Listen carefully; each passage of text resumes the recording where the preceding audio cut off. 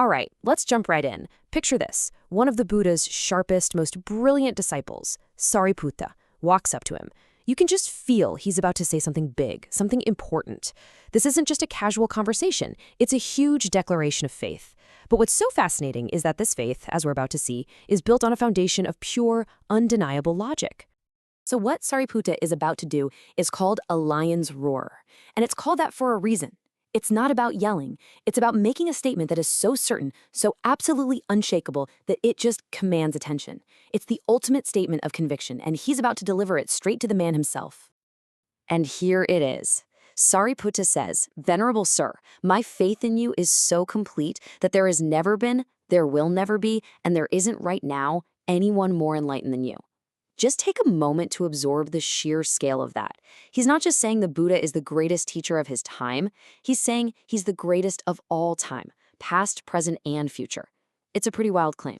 So how do you think the Buddha reacts to this incredible compliment? Does he just smile and say thanks? Nope, not at all. Instead, with total calm, he begins what is basically a gentle cross-examination. He wants to dig into how Sāriputta could possibly know this for sure. And this, right here, is where the story gets really good. The first question zeroes in on the past. Okay, Sāriputta, have you personally known every single Buddha who ever lived? Have you, with your own mind, seen their virtue, their wisdom, to be able to make this comparison? Sāriputta's answer is quick and honest. No, Venerable Sir. No beating around the bush. He just flat out admits he doesn't have that knowledge. You can almost hear the first crack appearing in the foundation of his argument. The Buddha keeps going. His logic is just relentless. All right, forget the past. What about the future? Do you know the minds of all the Buddhas who are yet to come? Can you be sure none of them will ever surpass me? And again, the exact same answer? No, Venerable Sir. Another pillar of his argument just bites the dust. At this point, Sāriputta's grand declaration is starting to look like it's built on, well, nothing. So the Buddha brings it right into the present moment. Okay, Sāriputta, forget the past and the future. Let's talk about right now. Do you even know me completely? Do you have total 100% knowledge of my mind as we sit here speaking? And for the third time, the same simple, humbling response. No, Venerable Sir. He admits he doesn't know the past, he can't know the future, and he doesn't even have complete knowledge of the present. And with that, the Buddha springs the logical trap. He's essentially saying, so Sāriputta, you've just told me you have zero direct evidence from the past, the future, or even the present moment. So on what possible grounds are you making this absolute sweeping statement? It really feels like a checkmate. But Sāriputta, well, he has an answer. And what an answer it is.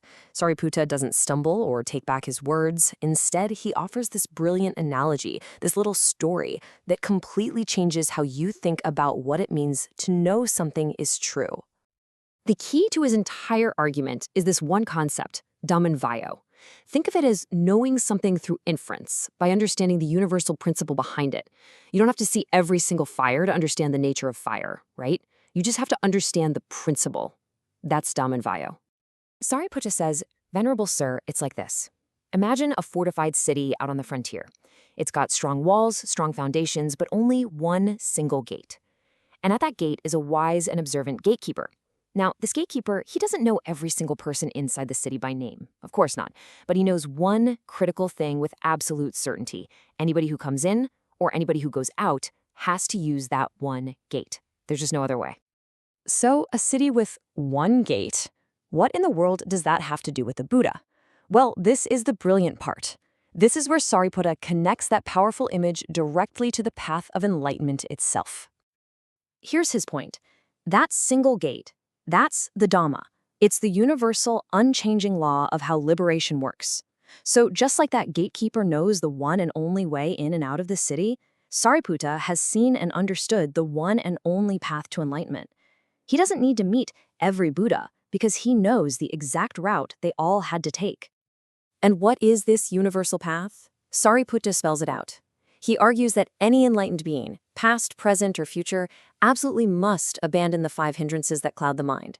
They must establish the 4 foundations of mindfulness, and they must cultivate the 7 factors of enlightenment. That's it. That's the gate. It's the non-negotiable formula for awakening. Okay, so that's part 1 of his argument, knowing the map. But now he adds the crucial second part. It's one thing to know the map, but it's a whole other thing to have personally seen the greatest guide who ever lived navigate it flawlessly. He explains that he's not just talking theory here. He has been right there, day after day, listening to the Buddha teach. He's watched him, observed him, and seen for himself that the Buddha hasn't just walked this path. He has mastered every single tiny detail of it, to a degree that is simply beyond anyone else. He even gives these really specific examples, showing the depth of the Buddha's knowledge, like his perfectly clear explanation of the 4 ways of conception, or the 4 ways of knowing another person's mind. For Sāriputta, this isn't just a feeling, it's a mountain of evidence he has gathered himself. So here's the bottom line, the crucial point of the whole story. Sāriputta's lion's roar isn't a leap of blind faith. It's a logical deduction. Premise 1, there is one universal path to enlightenment. Premise 2, he has personally witnessed the Buddha's complete and total mastery of that path.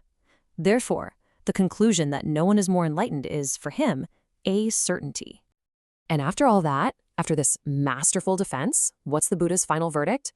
Complete and total validation. He says, truly, Sāriputta, by explaining it this way, you speak the truth about me. He completely accepts the reasoning. Sāriputta passed the test, proving that his faith wasn't just strong, it was also incredibly smart. This ancient story really leaves us with a very modern question, doesn't it? In our own lives, we tend to think of faith and reason as being on opposite teams. But Sāriputta shows us they can be 2 sides of the same coin, where each one makes the other stronger. So it's worth taking a moment to ask yourself, in your own beliefs, where does your reason end and your faith begin?